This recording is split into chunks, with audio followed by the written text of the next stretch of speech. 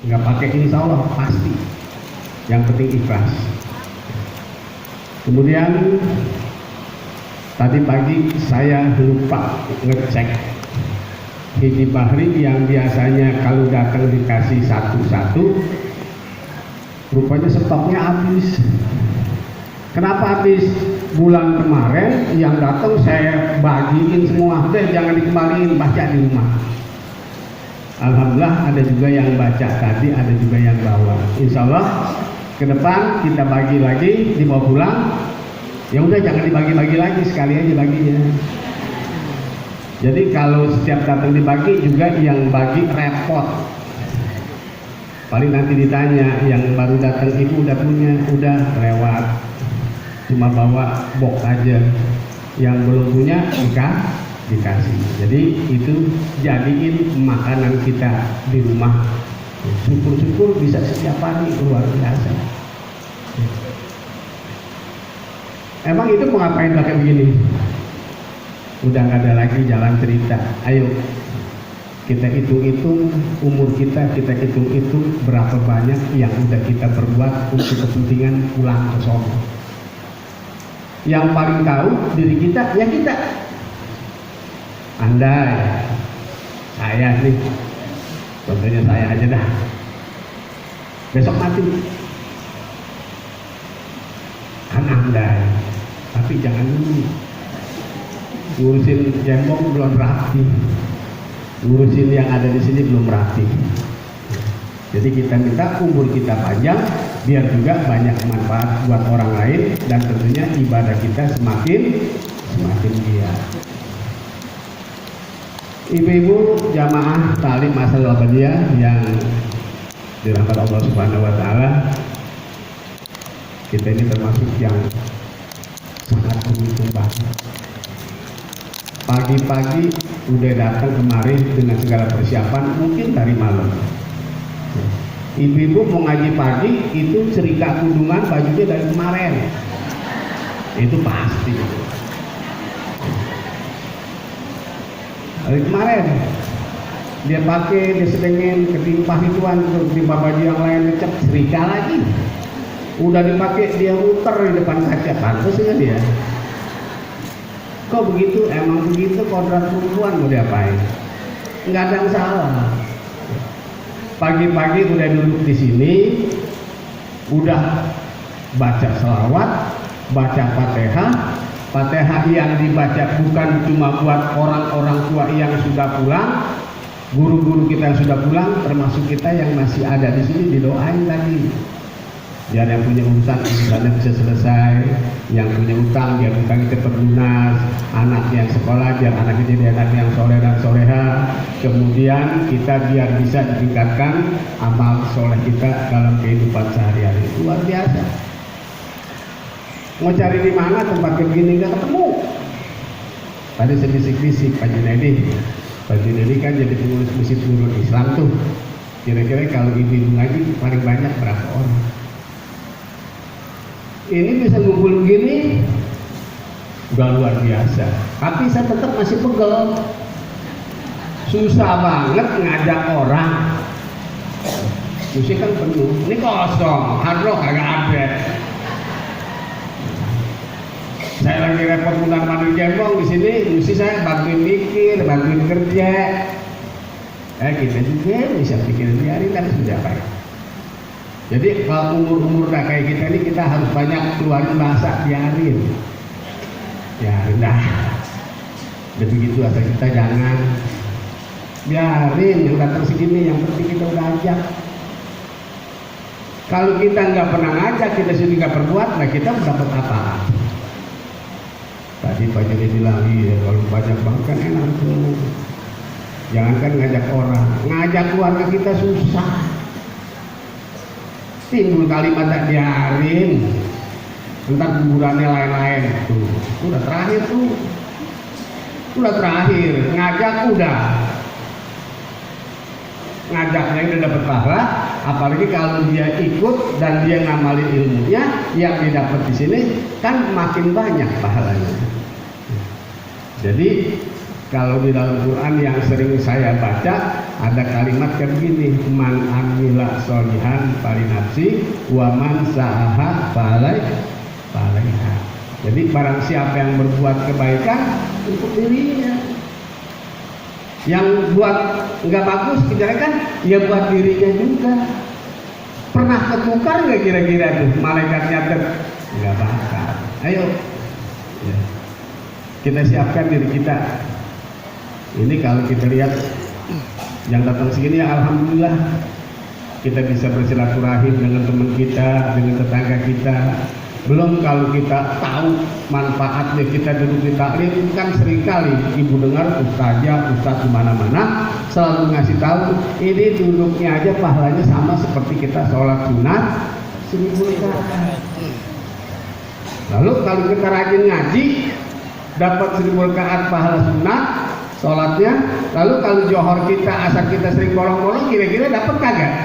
Kagak. Yang wajib dulu dirapiin, baru cari yang lain, cari sunnah-sunnahnya. Nah modal kagak ada, mau cari untung, istilahnya begitu kan. Nah sholat itu yang paling pokok adalah ibaratnya modal kita, cari untung yang lain. Itu baru satu. Yang kedua, sama juga kita nengokin orang sakit 1000. Ini dari pagi udah nengokin tetangganya sakit belum nih? Tapi jangan khawatir, pahalanya udah dapat 1000, kan enak banget. Tapi kan orang nggak gampang buat datang dari rumah kemarin kakinya enteng. Mungkin ada tetangga yang sebelah dari sekolah kita yang paling dekat yang binari ibu masih tidur. Ya memang dia nggak dapat hidayah, dia nggak didorong oleh Allah Subhanahu Wa Taala. Nah kita ini termasuk orang yang dipaksa oleh Allah Subhanahu Wa Taala supaya kita bisa menghadiri majelis taklim. Beruntung banget. Kemudian selanjutnya sampai juga kita nyelawat ada orang meninggal 1000. Makanya kalau umpamanya ada tetangga kita meninggal, lalu alasan, wah saya nggak ngaji kemarin ada tetangga saya meninggal, ya dapat cuma satu ngaji tinggal. Emang kalau ibu nyelawat hidup lagi, yang kaget ngelawat dulu terus kemarin, bahkan jadi dapat 1001. Yang satu di sono 1000-nya di sini. Nah orang sekarang mikir begitu tuh jarang. Ilmu-ilmu yang lain yang dituntut, ilmu cerdas otaknya buat bekalin dirinya pulang itu nggak gampang. Baik Bapak sekalian yang saya hormati, kira-kira itu, dan saya mau laporan. Yang setiap bulannya ibu bapak sisihkan rezeki melalui bakul, alhamdulillah Gembong pembangunannya jalan terus. Saya udah awali, saya kasih contoh, itu kan masjid ada 4 sisi, 4 sudut. Setiap sudut saya bikin menara yang tingginya 29 meter. Udah jadi atuk buat contoh. Udah saya bikin satu udah jadi, tinggal ada cat. Saya nggak ada slide di sini, kalau itu ibu bisa lihat. Bahkan nanti kalau ada yang punya handphone, baju kita kan nggak punya nih, kita kirimi satu tingginya 29 meter. Saya tenagain, alhamdulillah udah jadi sebulan setengah. Masih ada 3 lagi. Nah satunya berapa nilainya? Murah, cuma 125 juta. Murah kalau punya duit. Ini kan yang bikin mahal kalau duit kita kurang. Jadi kalau kita mau belanja atau kita mau beli sesuatu mahal, kalau kata anak saya bukannya mahal, duit kita yang gak cukup. Jadi nggak ada yang mahal kalau kita duit cukup. Makanya jangan takut-takut. Saya mau beramal nungguin duit saya cukup, gak bisa, paksain. Itu yang bakal nolong kita itu di kuburan itu. Salah satu diantaranya jariah kita, yang insya Allah lantai tanah yang memang alam kuburan kayak begitu bisa jadi kasur yang empuk tatkala kita banyak jariah. Kubur yang gelap akan bisa terang benderang kalau kita sering sholat malam. Di kuburan kita sendiri cari teman, cari dari sekarang. Apaan teman di kuburan? Quran, baca Quran. Nah kalau kita di kuburan kita lega, ada yang nemenin nggak nenek-nenek juga, muda-muda, yang laki muda-muda, yang perempuan juga muda-muda, tergantung deh. Kalau saya kira-kira di kuburan mau ditemenin sama laki atau perempuan? Kok tahu?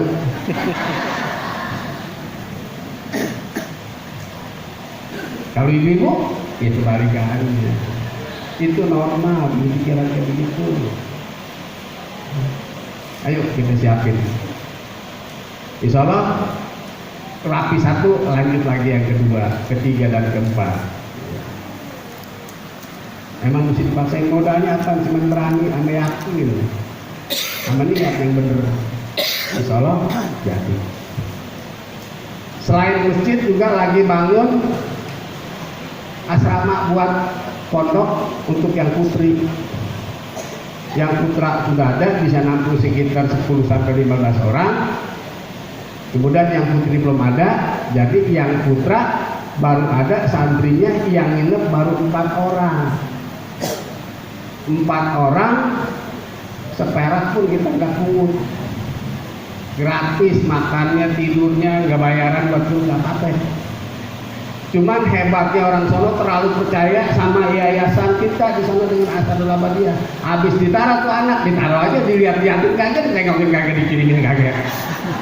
Ya dia hari ini emang bagian saya mau diapain? Nah, nggak ada ditengokin. Ngirimin beras juga kagak apa-apa. Biarin. Nah, keluar kalimat biarin. Kalau dia nggak ngirimin, saya yang kasih makan kan pahalanya buat saya. Nanti ke depan tetap saya mau bikin gratis dan nggak banyak. Cita-cita saya yang laki 10 orang atau 15 orang, yang perempuan juga begitu. Insya Allah di tahun ajaran besok buat yang putra dan yang putri asramanya insya Allah sudah bisa selesai dan bisa 60 sekian. Saya mau seleksi dah yang bener. Kalau kemarin kan siapa aja yang mau, tidak paling nggak ada siapa yang mau dah. Ya alhamdulillah dapat 4 orang yang tinggal di situ. Tapi kalau yang pulang pergi itu ada sekitar 50 sampai 60 orang. Jam 2 dia datang, sholat asar, nanti jam 4:30 pulang. Itu ada 50 sampai 60 orang. Duduk-duduk di bawah pohon di taman. Dia pada ngaji ngedengerin, bisa dengerin, itu hiburan saya. Jadi saya datang ke sana bukan apa-apa cari hiburan. Hiburan apa itu? Anak-anak pada ngegerendeng ngapal Quran, saya dengerin, saya senang. Jadi sekali lagi, ayo apa yang bisa kita perbuat mempersiapkan untuk diri kita. Nah nanti ke depan kalau santrinya udah ada, saya ajak mereka. Bu, kita punya santri ini ada 30 orang. Makannya sebulan 1 orang misalnya 1 hari kita anggaplah 7.500 kali 3, taruh 25.000 1 hari. Nah kalau sebulan 25 kali 30 kan 750.000. Ibu kira-kira mau ngasih makan berapa hari? 2 hari. Ya baru kocak. 3 hari 75, 4 hari cepet. Kita gotong-gotong. Ya saya nggak sombong. Saya kalau saya paksa saya mampu, saya bisa. Cuman kan saya pengen ngajak. Ayo kita bareng-bareng duduk di sini bareng-bareng, di surga juga kita kepengen bareng lah. Ya, doain biar saya sehat, bisa melanjutkan perjuangan orang tua, dan di depan juga bisa lebih banyak manfaat diri saya. Nah tadi Pak Junaidi udah kasih kabar tuh, insya Allah saya udah tetap nomor 7 dan di 10 partainya apaan. Alhamdulillah. Terima kasih. Beruntung kita pada hari bisa kumpul, mudah-mudahan panjang umur dan terus kita bisa tingkatkan amalia kita baik hablum minallah maupun hablum minannas. Terima kasih. Assalamualaikum warahmatullahi wabarakatuh.